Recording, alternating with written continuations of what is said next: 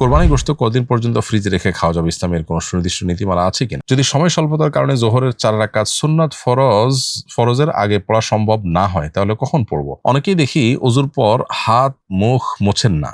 জিজ্ঞেস করলে বলেন ওযুর পানি মুছবো কেন? প্রশ্ন হলো ওযুর পানি এভাবে শরীরে শুকানোর বিশেষ কোনো ফজিলত আছে কিনা? সন্তানকে কিভাবে ইসলামের প্রতি আগ্রহী করে তুলতে পারি? আপনার পরামর্শ কাম্য।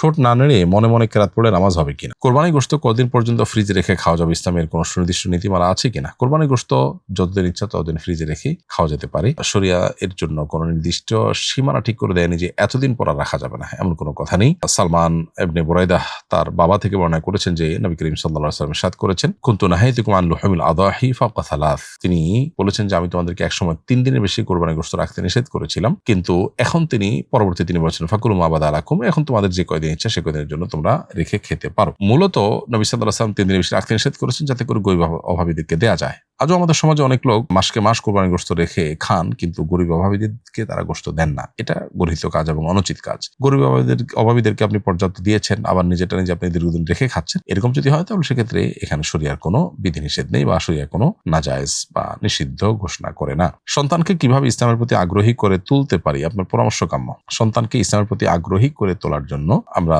যে বিষয়গুলো কাজ করতে পারি তার মধ্যে সর্বপ্রথম এবং প্রধান কাজ হলো যে একেবারে শৈশব থেকেই তাকে ইসলামের পরিবেশ দেওয়া, তার পড়াশোনা, বেড়ে ওঠা সবকিছু ইসলামী পরিবেশের মধ্যে তাকে দেওয়ার সর্বোচ্চ চেষ্টা করা, এটা হলো সবচেয়ে বড় উপায়। তারও আগে থেকে যেটি হতে পারে সেটি হলো যে তার জন্য ভালো মা নির্বাচন করা যিনি আল্লাহ ভীরু, এবং আল্লাহর কাছে দোয়া করা, রব্বানা হাব লানা মিন আজওয়াজিনা ওয়া যুররিয়াতিনা কুররাতা আয়ুন ওয়াজআলনা লিল মুত্তাকিনা ইমামা। সূরা ফুরকান ৭৪ নম্বর আয়াতে যে দোয়া শেখানো হয়েছে সে দোয়াটা আল্লাহর কাছে নিবেদন করা যাতে করে নেককার সন্তান হয়। সেই সাথে তার জন্য হার্মফুল, তার ঈমান আমলের জন্য হার্মফুল সেরকম পরিবেশে তাকে না নেওয়া। এই কাজগুলো যদি আমরা করতে পারি ইনশাআল্লাহ সেক্ষেত্রে সন্তানরা দ্বীনের প্রতি, ইসলামের প্রতি আগ্রহী হয়ে বড় হবে ইনশাআল্লাহ তাআলা। ঠোঁট না নেড়ে মনে মনে কেরাত পড়লে নামাজ হবে কিনা? না, নামাজ হবে না, বরং মনে মনে কেরাত পড়লে সেটা যথেষ্ট হবে না। আপনাকে ঠোঁট নাড়তে হবে, ঠোঁট জিহ্বা নড়বে, তাতে কেরাত পাঠের যে দায় সেটা থেকে আপনি মুক্তি হবেন বা দায়িত্ব থেকে আপনি মুক্তি পাবেন। মুখে উচ্চারণ আপনাকে করতেই হবে। হ্যাঁ, আওয়াজ বের হতে হবে এমন কোনো কথা নেই, বরং একাকী যখন নামাজ পড়বেন তখন নীরবে নামাজ পড়বেন। ঠোঁট এবং জিহ্বা নড়া,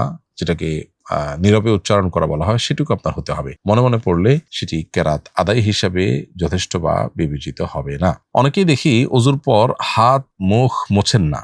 জিজ্ঞেস করলে বলেন ওযুর পানি মুছবো কেন? প্রশ্ন হলো ওযুর পানি এভাবে শরীরে শুকানোর বিশেষ কোনো ফজিলত আছে কিনা? ওযুর পানি কেউ চাইলে মুছতে পারেন, কেউ চাইলে না মুছে রেখে দিতেও পারেন, দুইটাই কিন্তু করা যেতে পারে। এজন্য ওযুর পানি কেউ যদি চান কোনো কাপড়, টিস্যু ইত্যাদি মুছতে পারেন, আবার কেউ চাইলে রেখেও দিতে পারেন। হাদিসে কোনো বর্ণনায় কাপড়ের টুকরা দিয়ে ওযুর পানি মোছার কথা বর্ণিত আছে, আবার ওযুর পানি রেখে দেওয়ার কথাও বর্ণিত আছে। বিধায় এর কোনোটিকে সঠিক কোনোটিকে ভুল মনে করবার কোনো প্রয়োজন নেই। যদি সময় স্বল্পতার কারণে জোহরের 4 রাকাত সুন্নাত ফরজের আগে পড়া সম্ভব না হয় তাহলে কখন পড়বো? পরের 2 রাকাত সুন্নতের আগে না পরে? সময় স্বল্পতার কারণে জোহরের 4 রাকাত সুন্নত যদি আগে পড়া না যায় তাহলে আপনি জোহরের পরের 2 রাকাত সুন্নত পড়বেন আগে, তারপরে 4 রাকাত সুন্নত আদায় করবেন। আগের 4 রাকাত যদি আপনি আদায় করতে যান আগে, তাহলে সেক্ষেত্রে জোহরের ফরজের পরপর যে 2 রাকাত সুন্নত আছে সেটাকে আপনি বিলম্ব করলেন। একে তো আগেটা বিলম্ব হলো, এখন পরেরটাও বিলম্ব হলো। তার চাইতে এখন আপনার যেটা করতে হবে হলো যে পরের 2 রাকাতটাকে যথাসময় পড়ে তারপরে এবার 4 রাকাত পড়েন। যেটা ইতিমধ্যে বিলম্ব হয়ে গেছে সেটা তো আর বিলম্ব করার কিছু নেই, আর যেটা টাইমলি আমার পড়ার সুযোগ এখনো আছে সেটাকে যেন আমরা বিলম্ব না করি।